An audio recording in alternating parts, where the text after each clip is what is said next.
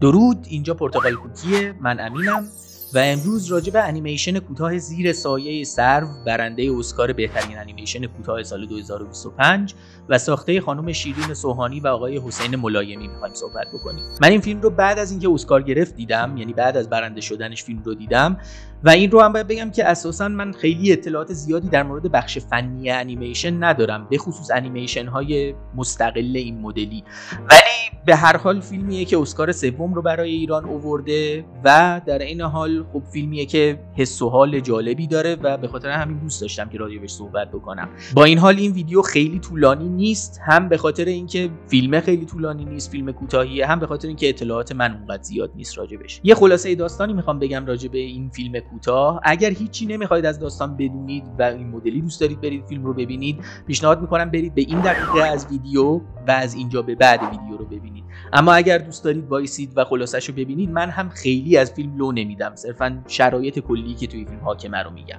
داستان راجع به یک ملوانیه که به خاطر تجربه‌هایی که از زمان جنگ داره و اتفاقاتی که زمان جنگ براش افتاده، دچار اختلال استرس پس از سانحه هست و الان که سالهای خیلی زیادی گذشته از جنگ، توی یه منطقه خیلی دور افتاده‌ای که به نظر جنوب ایران میاد، توی یه خونه کوچیکی یا کلبه مانندی با دخترش داره زندگی میکنه. بعد از اینم اتفاقات مهمی میفته توی فیلم، ولی خب دیگه واقعا نمیخوام بگم، چون اگر بخواید ببینید فیلمو واقعا کم لطفیه در حق فیلم. این فیلم به نظرم خلاقیت خیلی جالبی داره اساسا در انیمیشنش، به خصوص در اون صحنه هایی که اون استرس پس از سانحه پدر رو میخواد منتقل بکنه به زبون خودمون، اون جایی که پدر کنترل خودش رو از دست میده.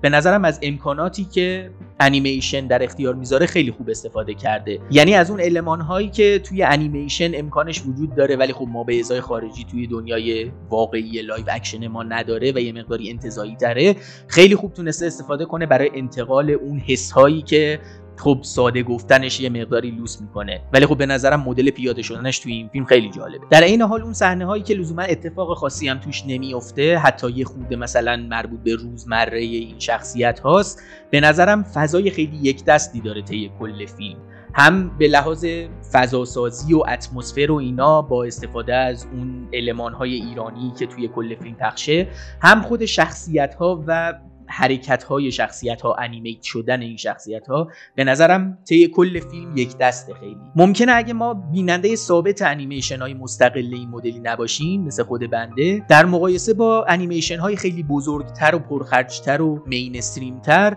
یه مقداری شخصیت‌ها و حرکت‌های شخصیت‌ها توی اینجور انیمیشن‌ها به نظرمون یه خورده خشک‌تر بیاد، حتی یه خورده بیروح‌تر باشه به نظرمون. واقعیت اینه که با اون فضای ذهنی که ما با یه انیمیشنی مثلا انیمیشن‌های پیکسار مواجه میشیم، نباید با این انیمیشن کوچولو مواجه بشیم. نه فقط به خاطر اینکه سازنده های این انیمیشن امکانات انیمیشن های پیکسار رو مثلا نداشتن که مسلما نداشتن، بلکه حتی مهمتر شاید به خاطر اینکه اون حرکت های خیلی واقع گرایانه توی اون جور انیمیشن های بزرگ و مینستریم توی این انیمیشن شاید اونقدر جواب نده. منظورم اینه که اون جور حرکت های واقع گرایانه توی یه همچین انیمیشن دو بعدی کوچولویی شاید حسایی که بیننده تجربه میکنه رو خیلی سطحی تر بکنه. به نظرم با توجه به تمام محدودیت هایی که یک گروه انیمیشن ساز مستقل کوچولوی این مدلی داره، به خصوص در یه جایی مثل ایران، خانم سوهانی و آقای ملایمی به نظرم خیلی خوب تونستن از همین محدودیت هایی که دارن استفاده بکنن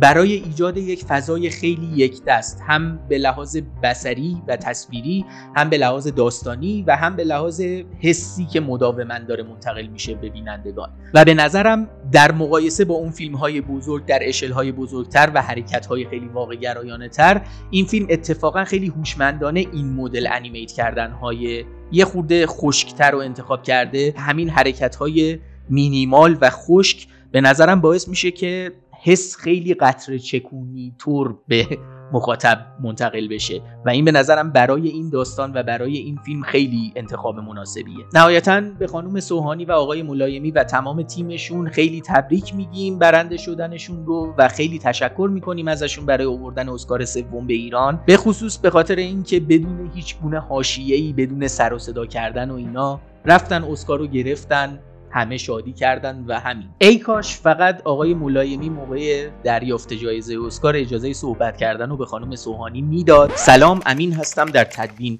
اینجا من یه نطقی کرده بودم از این که رفتار آقای ملایمی حالا باعث میشه ایرانی‌ها همه جای دنیا بخوام به دوستا و همکارای غیر ایرانیشون توضیح بدن که آقای ملایمی قصدی نداشته از این کار و غیره. بعد مصاحبه خانم سوهانی بیرون اومد که اتفاقی که افتاده بود و توضیح داده بودن و اینا و دیدم چقدر راحت من شرایط رو قضاوت کرده بودم. همسر من فقط اون لحظه می‌خواسته به من کمک کنه. به هر حال از آقای ملایمی و خانم سوهانی عذرخواهی میکنم و عوض سخنرانی کردن سال نو رو بهشون، به تیمشون و به همگی تبریک عرض میکنم. به هر حال با وجود تمام این مسائل خیلی خوشحالیم به خاطر اسکاری که این انیمیشن گرفته و خیلی تبریک میگیم به تمام تیم سازندش.